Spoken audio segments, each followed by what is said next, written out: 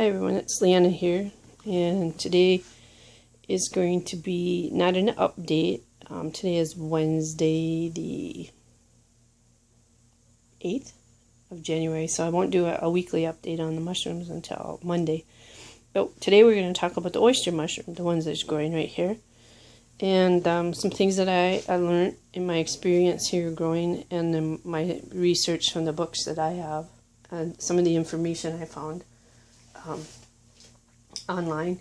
So I originally got this kit from Field and Forest Products out of Wisconsin.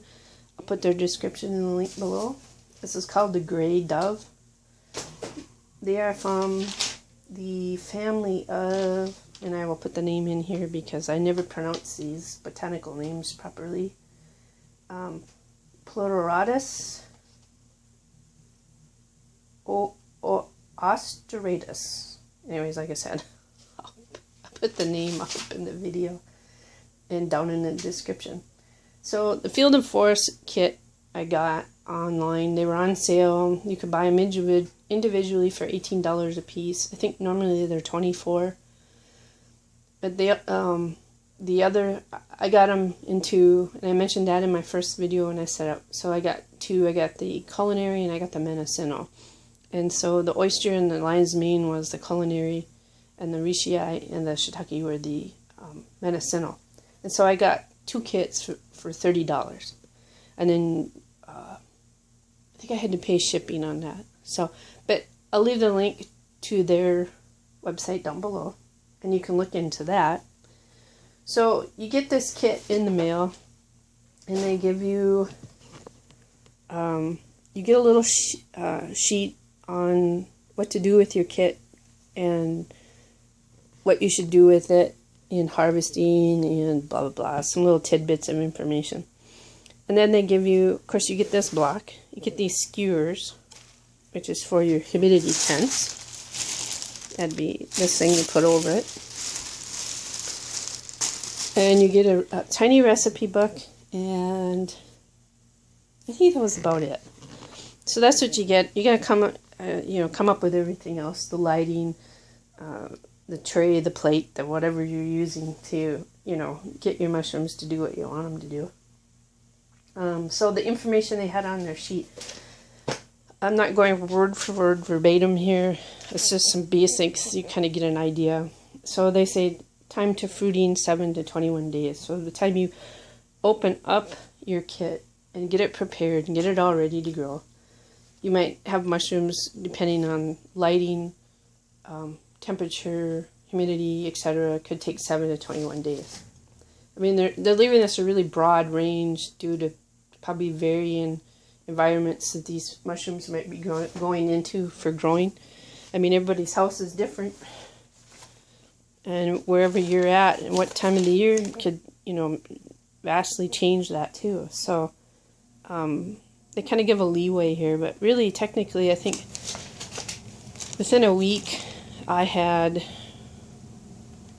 a week to probably a week and a half, I had to harvest mushrooms. I was harvesting mushrooms of sorts. And of course, each room, if you've watched my previous 3 videos on my mushroom updates, you can see that each room, and we're in the storeroom right now, made a vast difference in how the mushrooms reacted. So currently we're just sitting at about 62 and about 55% humidity. So actually it's quite low to leave these open, but I'm doing it for this video here. I'll be spritzing them and putting their bags on when I'm done. So for them, they say light of at least 8 hours per day. Indirect sun, incandescent light, or grow light would work, they said. Now they give a room temperature 55 to 75 or 45 to 70. I found the cooler the room was, the slower the mushrooms grew. And then you have other things going on, which looks, I'll have to move this mushroom into the other room due to that. And then they say moisture, humidity, you mist daily. So you take your spray bottle and you mist these things. And I don't do a hard mist. This is, I don't know if you can see that. No, probably not. You set it on the most wide open setting you can. And you mist your blocks and your mushrooms until basically time to harvest. And then, let's see if I can do this one-handed. We'll just put the humidity temp back on. It's been exposed for a little while here. I'm gonna keep the humidity up. Okay, so then in my first video I explained, and maybe even subsequent ones I don't remember now, I explained why I did the trays with this actually kind of a hydroponic growing medium. The reason why I did it is I wanted to increase the humidity of these mushrooms were in, and having moisture at the bottom. They do this with orchids. You have this moisture rocks on a tray or whatever, and moisture in the rocks then causes humidity, and of course with orchids they like it higher humidity, so I thought, well, this might work for the mushrooms. It was good for all of them but the shiitake, and that I'll explain in the shiitake video when I make that one. So they say to harvest when the edges of the caps are still curled down, and twist and pull off block, and I showed that in one of my videos. Store in a paper bag up to 10 days in fridge. A more mature mushroom, which some of mine were when I harvested them, will have a shorter storage time.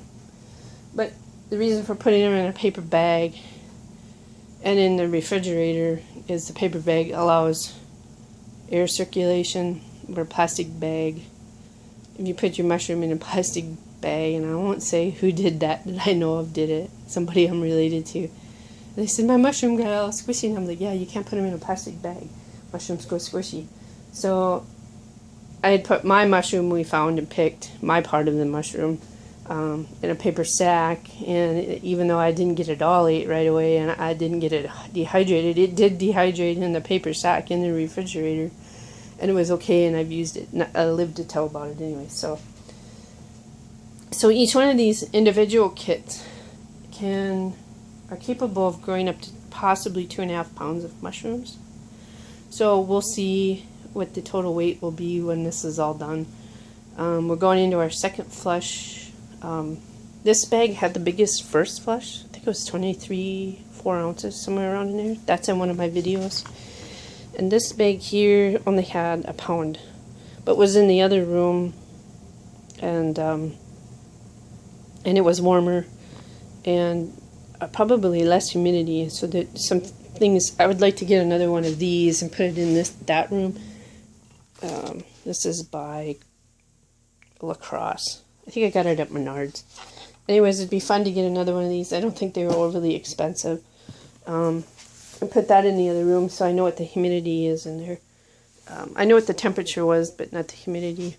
And so with more light, you had more light and higher temperature, your humidity starts going down. So it was a little rougher on the mushrooms, and these seem to like it a little cooler. Not totally cool. This room's actually a little too cool for them. So it has been my experience. But actually, to get them fruiting and then move them into the other room is sort of the best thing to do at this point, at least in my situation. So once you've harvested off of them, they said they'll take a rest period. So you kind of harvest everything, kind of clean it up, spritz it, the block, put the bag over it, and let her go. And I think it was in a week or less, that one was already beginning to fruit. And they say it could take up 1 to 3 weeks. So this one might take longer than that one did, though. This was the heavy later flush one. I'd have to look back at my videos at the when I harvested that one compared to that one. But I think it was somewhere around maybe 4 to 7 days later, somewhere in there. Because I did eventually move the block in the cooler room, which was this one, into the warmer room, and then had her finish off. So that was their sheet that came with their mushroom. So that's kind of the basics they tell a little bit more, and they have some pictures, and black and white pictures, and they tell about it. So, but that's kind of your instruction sheet you get from them, and they have some information on their website too. I think it's more to the individual oyster mushrooms, whether it be the pink or the king or the gray or whatever. They have several different strains that they grow and have available. That not necessarily in the kits here. That's determined on what they want to send you, but you can order them in the sawdust inoculant plugs and whatever. You can order those all separately that way. So my first book, I've had this book for a while now. It's called Growing Gourmet and Medicinal Mushrooms. It's by Paul Stamets. And if I'm thinking right, he is the owner of Fungi Perfecti, which is out in Oregon or Washington. I will put that website down in the description.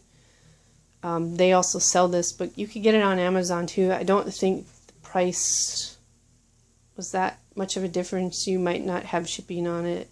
But I've had this book for quite a while, and I think I actually bought it from them originally. So, anyways, I'll put a link to the book on their website and possibly Amazon. I'm not an affiliate with Amazon, so I'm not affiliate with them either. So either one wouldn't really matter. I'll probably just put the link to their website book. I like to support the small businesses better. So if I can get it at a small business and the price is not comparatively too high, I go that route instead of going to Amazon. So this book is kind of a little more technical book. They used to sell the kits. They don't no more. Now they just kind of cater to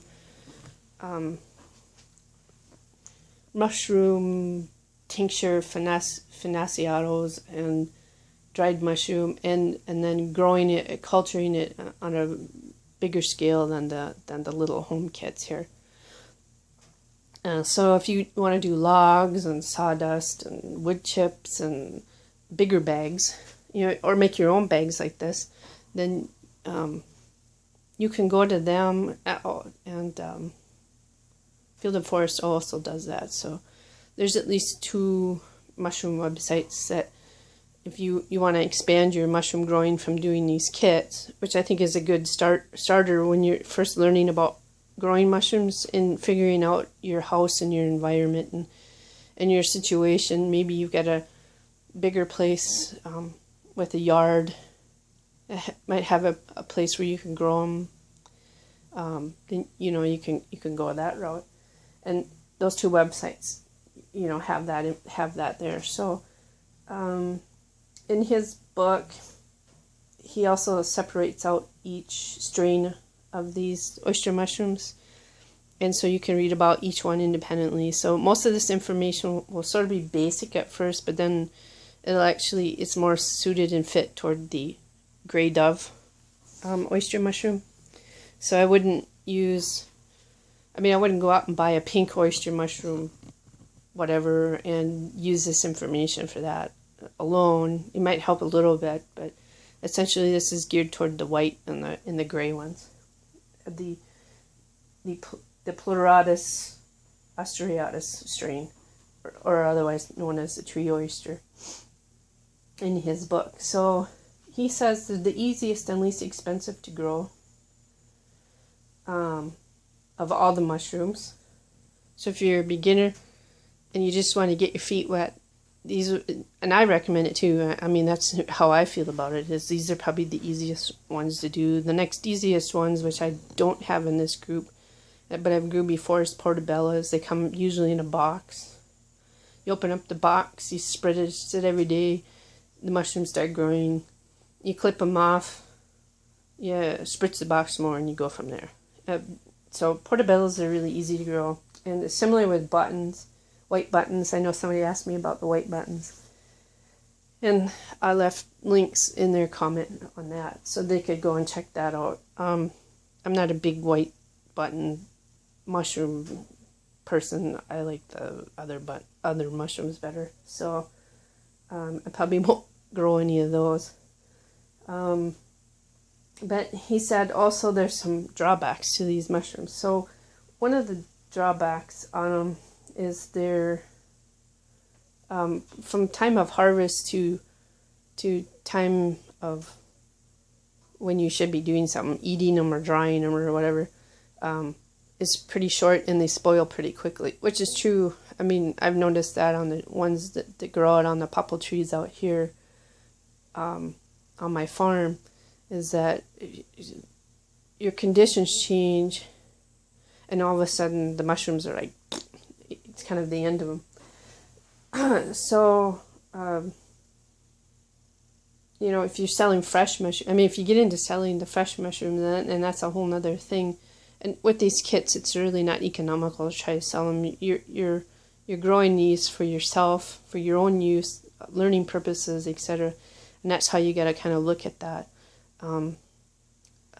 Get some you know, experience behind you, and then expand from there. Start looking into other stuff. Buy necessary books that are needed to then move on from your in your mushroom adventures. So the second thing they said that's sort of a drawback on these mushrooms is they have a high, the spore load generated is so high that it's a potential health hazard. And the vintage farmer, he thought about growing mushrooms, he told me, and he kind of got out of it, but he said they were growing pink oysters, I think it was. And I'll put a link down to his YouTube. He's kind of a new YouTube guy, and he lives here in Minnesota, so it kind of gave us something to go on. And he's doing, you know, him and his wife are trying to do a little farming and with animals. And anyways, he said he'd tried them, but the spore load got so high that it hurt their lungs. And then this is the reason why. The spore load on these is really high, they say. And so the hazards to yourself and your workers, you know, they recommended filtration masks, and the book goes into that more. I won't go into detail here. I just kind of looked at it, kept it in the back of my mind as something to think about. You know, if I was to go to a bigger amount of growing these. The other thing is they attract cycarid and phorid flies. I'll put those up there. I didn't look those flies up. I have no idea what they look like. Maybe I'll slip pictures of them in here in the video once I look them up. I noticed they attracted some bugs out on the trees, and they were little black things. I have no idea what they were. So I sort of had to wash my mushrooms after picking them off the trees due to that. So that might be what they're talking about. So that was kind of the three downfalls of them. Other than that, they said really they're probably some of the better mushrooms to do. Just starting out. And so the one they said that had the best flavor though was the king mushroom, the Pleurotus eringii, and I'll put that name up too, because like I said, I slaughter these botanical names. So, but they said that was the one with the best flavor out of all the oyster mushrooms. So I thought I'd throw that in there for those who might be interested. And as we're going along, I'll throw up pictures of different things here as needed in our video. So these oyster mushrooms are quite widespread throughout the world. I mean, they're here in North America, Europe, in parts of Asia and whatnot. It kind of seemed to be, see if I recall what I read, there seems to be a couple different types. There's what they call the warm species and the cool species, and then the ones I'm talking about now are more the cool. I think pink might run a little on the warm side, but you know, that's kind of a sideline thing here. So, you know, even within a species, and David, I was talking about that with his lion's mane and the tooth comb, I think it was, he got from the same place. And Dave is from Oak Knob Farm. He had a little trouble with humidity, and he didn't think his comb did as well, but I couldn't find anything on the comb tooth. And so I'm wondering if there's kind of different humidity temperature with these oysters. I wonder if that's not the case with those, even though they're related. So, you know, and I have just the lion's mane. So it was a little hard to help him kind of troubleshoot what the heck was going on with his comb tooth. And then I didn't grow it myself, so I couldn't really help him out there. I felt kind of bad about it, and I couldn't find anything in my books. So, so each of these oyster mushroom species have might have slightly different temperatures, light, humidity levels that they need, and so, you know, a person really wants to look into that too. So their colors, he talks about the colors. So these colors in these oysters can really range from white to yellow, grayish yellow to tan, lilac gray to gray brown. Color varies are due to the strain of mushrooms, lighting, and temp conditions. So the ones we're talking about here, their temps range, you know, according to this book, 60 to 70 degrees, which I probably would agree with a little bit more just from my own observations. I think anything cooler than that, and you get some of that going on. Humidity 85 to 90%. Duration of to getting fruit body could be 4 to 7 days, and light is 1,000 to 1,500 lux, and I'll explain that in a minute. And the crep cycle for let's say a kit or a bag or whatever, or maybe a log that you're growing on, could be 7 to 14 days or a 45 to 55 day period. And this would vary because, you know, the size of your kit. You get those bigger bags that are like, what are they, like a foot? I think they call them tree bags or something like that. I'll try to find a picture and show that. You know, they're about a foot in diameter, and I think they're like 3 or 4 feet long. And then you got the logs, trees, whatever. So the more nutrients that are available, the more flushes you're going to get over a period of time. So in this case, they only guarantee with these kits a first flush, and then they said you might get more flushes depending on the mushroom, but subsequently over time each flush will use up more of the medium and the nutrients until it just quits, and then it's composting garden mulch, which I'll talk about here in a second. So what I found, and he mentions it too, that especially the straw medium, mycelated straw medium that they grow a lot of these mushrooms in commercially or making in these kits, are really good for soil building and for compost. So what I've done in the past, there was there's still here, down by, those of you in Minnesota will know where St. Joseph, Minnesota is. I think it's west of St. Cloud anyways. So it's called Forest Mushrooms. I'll see if they have a website. And those of you in Minnesota can look them up. But I'll put it down in the description if I remember. They mostly grow, what do I see in the stores yet? Portobellos, crimini, white buttons. I've never seen their oysters in the store. Not like Super One or Cub. That's where I've seen their stuff before in the stores. But they grew oyster mushrooms, I know, at one time. I don't know if they still do or not. It's about an hour and a half away from me. When my mom used to live down in that area, her and I'd go over there and get these big, you know, spent mushroom bags and put them in our gardens as mulch. That was great mulch. Loved it. It kept the weeds down, fed the plants. Garden did really well. I really liked it. But it was in high demand, and if you weren't there, he charged like $5 a bag at the time.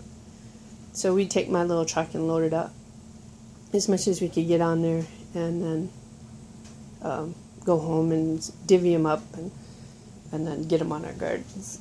And so, but yeah, they were really popular with all the local gardening aficionados in the area. So, and they lived closer, so they would get there before my mom and I would. But yeah, he grew them in those big bags. So that was sort of my first. And I've talked to the guy; he's a really nice guy. online, on the phone, whatever. Because we tried to find out if they have any. You don't want to make a whole trip down there and find out they don't have any of that mushroom compost in bags yet. So we did a lot of that until it was just harder and harder to get them all the time. Alright, so enough about the mushroom compost. We'll go on to the next thing. So I was going to talk about light and what Lux is. So Lux is a standard international derived unit of illuminance. And illuminance is a measure of how much luminous flux, or the total amount of visible light present, that is spread over a given area. So what that means then is whatever sunlight or incandescent or fluorescent or grow light is on a certain area like this, and however it's spread out over that area. So you would take, like, for instance, 100 watt incandescent light is 1700 lumens, and a 32 watt T5 or T8 fluorescent is 1600 lumens. So there's a mathematical equation for figuring out your lux, and I saved the website, I think, and I think they have the equation on there. So those of you who are kind of geeks that way, I will try to put that link down there, and you can figure out yourself. So you take the amount of lumens and your area of where that light is directed, and that will give you your lux. So if you don't go out and buy yourself a fancy lux meter, which I think I looked up just out of curiosity, I think the cheapest one I found was $20. The next one up was $40, and then from there they just get higher. And as far as I know, I looked sort of locally online to see if Menards or someplace like that carried something like that. I kind of didn't think they would, but it was worth a try. I will put the link down to that so people can take a look at it if you want. But it's a lux meter, and that'll measure, if you don't want to do the math and whatever, that'll measure it for you. So, but just to give everybody an idea of what levels the lux is at on certain situations. So like these mushrooms, 1,000 to 1,500 lux. So direct sunlight, this is just an example. Typical lux is from 32,000 to 100,000. Ambient daylight is 10,000 to 25,000. Overcast day is 1,000 lux. Sunset and sunrise is 400 lux. Moonlight or full moon is 1 lux. And then of course, no full moon is 0 or less than 0.5 or something crazy like that. So, so that gives you kind of an idea of what your lights might be. And of course, then if you figure out, from your whatever grow lights or incandescent, I think there was something on LED lights. I'm not too keen on them for various reasons at this point. So, like I said, I'll put that website down in the description, and everybody can kind of go through that and get some more ideas on what they have, lights you have that you're using, and you can do all the math then. So just some more information from that book by Paul Stamus on the oyster mushrooms. Besides that they're called the tree oyster in this particular species, they're sensitive to light levels, so low light will increase the malformation of fruit bodies like long stems and small caps, which also can happen with increased CO2 levels. Well, you can see my stems on this one are elongating, so I will probably need to, I have the light on here right now, but I probably should move them into the other room and let them finish out there up until probably Monday or sooner, depends on how fast they go for Monday's update. But you can see the stems are elongating, and that's because of the low light in here. Because it technically really isn't that high. If I turn this light off here, I mean, that's our light source, and that's looks a little darker on the camera than it is actually to my eye. Whew. But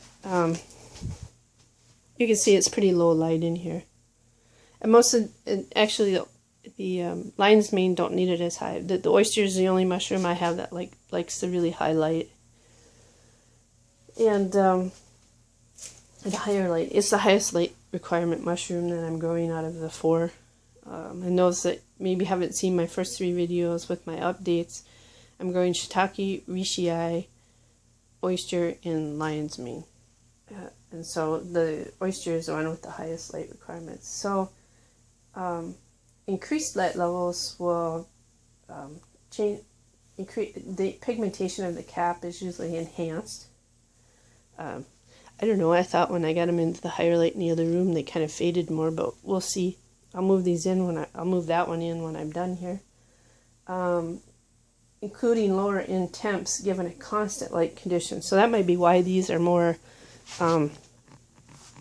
darker, because it's a constant light in here, except for today. Well, when I come in here, if it's a little dark, but I'll turn the light on, do what I need to do, and then I'll go out. But, you know, it's a lower temp in here, right around 62 or so. But the light is constant. And it is whatever is the length of our day. Of course, this is south-facing window, so we don't get really east light right away. And then of course when it goes to the west, we don't get much of that. So, but that would explain why my caps always look darker in here. So, information for the brain to think about. And of course there's a lot of information in that book. I mean, you could go through, just the basics information they give. And that's not even what I talked about, too. You've got page 284 to 325, and I think that's on each species. So there's a lot of information in that book that I didn't cover. And it's due to history and a few other things. It gets more into culture techniques and the different types of culture techniques, mediums, and whatnot. So he goes into detail. He talks about some about medicinal, some about the chemical constituents and things of that sort. And so it's a lot of reading, a lot of information, and so I'm just kind of skipping around, and I'm trying to get the most concise, consolidated information I can for this video to share, to give people some ideas, and then you go on and do your own research. So my next and final book that I have on my bookshelf, I have 2 books coming, which won't be until the end of the month. One was more on some more culture techniques, and another one is just the Audubon Society's IDing of the mushrooms. So that would be more, probably be throughout North America and whatnot. It's on back order, so that's why it's taking longer than it should to get here. But my last and final book I'll talk about, and along the line with these mushrooms, oyster mushrooms here, is called Medicinal Mushrooms. It's by Christopher Hobbs, and I'll put a link to his book down below. Might have to find an Amazon link for that one.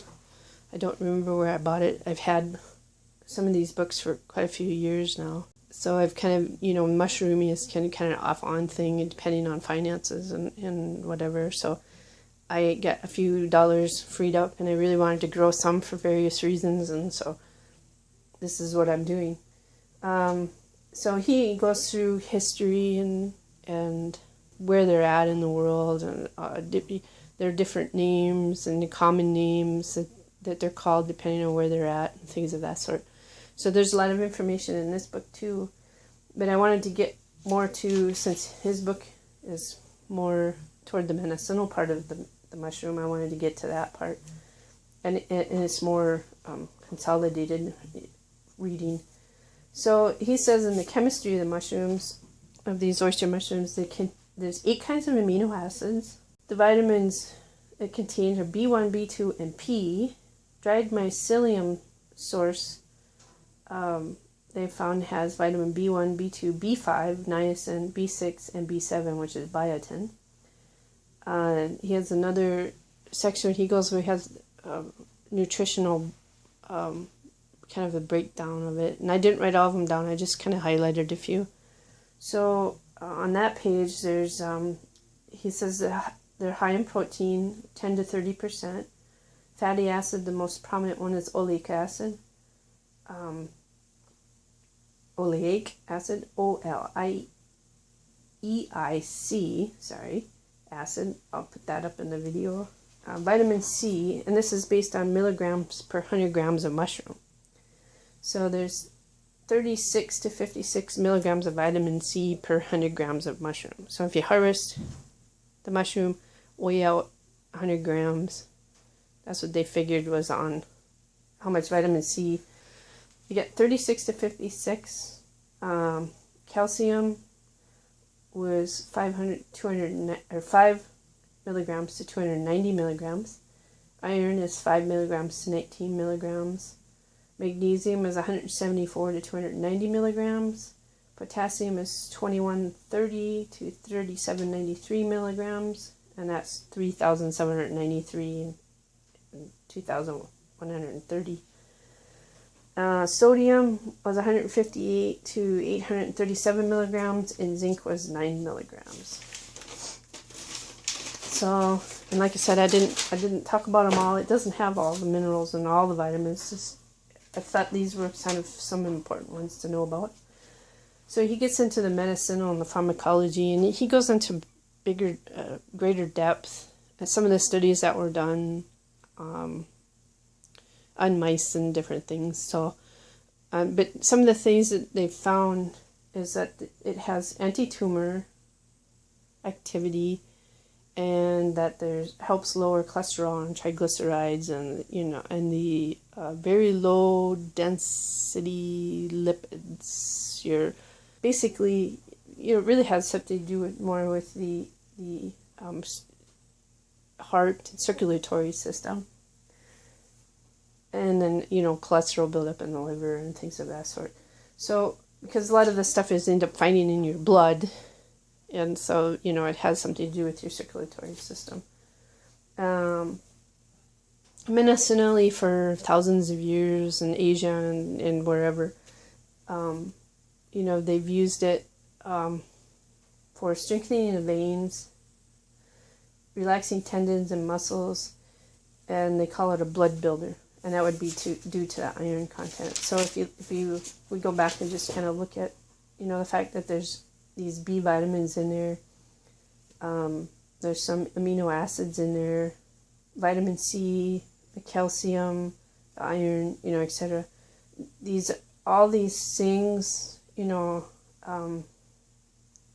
help with increasing your immune system, which then helps with tumors. If you have a boosted immune system, then it helps your body rid of tumors, cancerous cells, which are just normal cells that have gone crazy. Your body can go in and go, whoops, you're out of here, buddy. You don't belong. You're not normal. Invading viruses, so many of these mushrooms have these different kinds of things in them. So in this one in particular, these. So the B vitamins, those are really nerve vitamins, nervous system vitamins. It helps your nervous system. So hence why the relaxation of tendons and muscles. And then you have your calcium, your vitamin C, which I think all helps also with, if you go back through and you learn about your vitamins and your minerals and things like that, you'll see the different functions each has and what they do to help the body function properly and whatnot. So it's sort of an interesting makeup on this mushroom and some of the things they did. It's not as medicinal as something like shiitake or reishi, but there are some things there. So either way, it's good for you. It's fun. And why not try growing your own mushroom kits? And specifically, if you're new starting out, really, out of this bunch here, the oyster mushrooms would be the most forgiving mushroom to grow. Easiest and most forgiving mushroom to grow. So I'll be doing a similar video like this on the other ones. So if anybody wants to leave in the comments a particular one they want me to talk about next, and the information I found reading, researching, and my own experience, just leave it down in the comments. possibly be doing another mushroom update on Monday, and then next week at some point I will do another mushroom info video. Have a good day, everybody. Thanks.